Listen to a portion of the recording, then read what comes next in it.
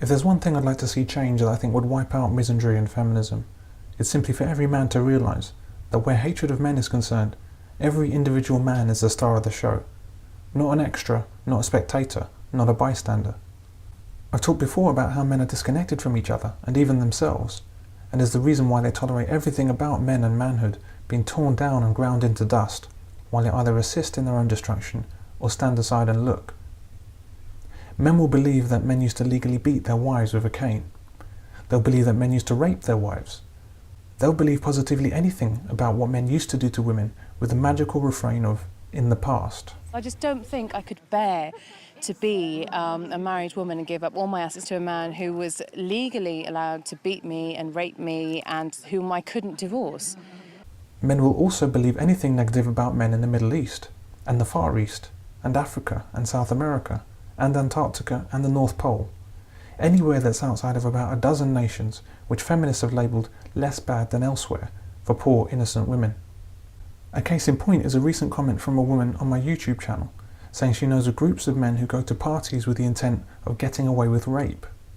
Of course she's just some random woman on the internet, but even in the mainstream we have Jermaine Greer saying that fathers sexualise their daughters and that effectively any man would rape given a chance.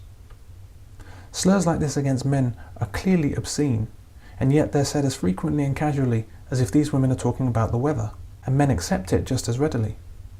That's why a few short weeks after her inexcusable abuse of men on national television, dear Jermaine was back on the air. Well, I don't accept these unwarranted slurs against men, and for a very simple reason, and the reason is I take it personally.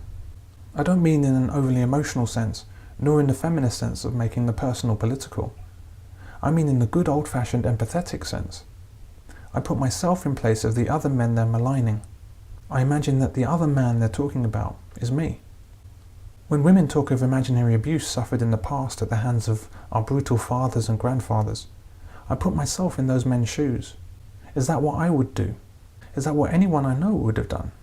The woman casually standing before me, waxing lyrical about what men did to women in the past, or what men do to women abroad, is talking about what I did to women in the past, and what I do to women abroad. It's not some other faceless man from some other nameless country she's talking about. She's talking about me.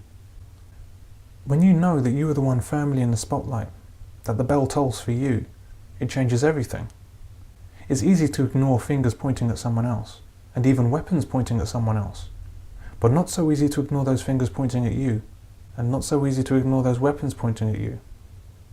One of the ways it struck me was the British Airways policy of not allowing men to sit next to unaccompanied children. When I saw the story of a man suing BA over this misandric policy, I noticed that the child in question was a 12-year-old boy. I wondered if that boy was old enough to realise that in just a few years he himself would turn 18 and become a man, and then he would be subject to the very same policy. In other words, did that boy realise that the man being forced to move away from him was he himself in a few years' time? Men should understand that the anti-rape poster on the wall is directed right at you, not some other man. The man being told to move away from children is you. One of the abusers of 1 in 4 women is you. The man who might spike some women's drink is you. The women marching to take back the night march because of you.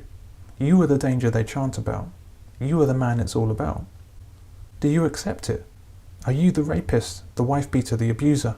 The man who would be beating and raping the nearest woman at this very moment if it were not for the laws that tireless, strong, feminist women have fought for? That if only the law allowed it, you'd be at the hardware store right now, purchasing a cane no thicker than the width of your thumb, that you would eagerly be taking home to introduce to your wife's skull. Women believe this history. Women believe this of you. Do you believe it as well? And if it's not true of you, is it true of your family or friends, or your dad or granddad? Do you believe this of them? If you were born 100 years ago, or 1,000 years ago, or any other time in history these women wail about, do you think that then you'd want to beat your wife, then rape her, then beat her some more, before sitting down to eat your own children? This is basically the feminist narrative, which women accept, describing women's treatment at the hands of men in the past. Or let me rephrase.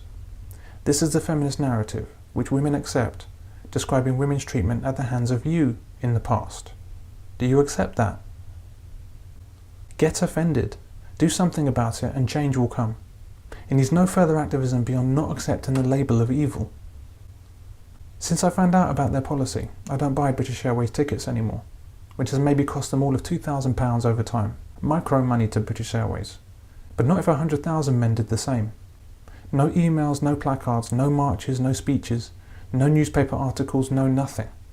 Except I simply buy my tickets elsewhere. If not too many more men did the same, BA would no longer exist as a company, and everyone would know why.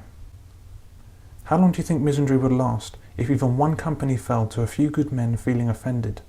A relatively few men taking it personally. A few men who realised that the other man, 2 rows up, being told to move away from that child, was actually himself. Of course, it's the easiest solution in the world, yet it may as well be on the moon for the ability of men to reach it. Men like to believe in the other man. Men need to believe in the other man.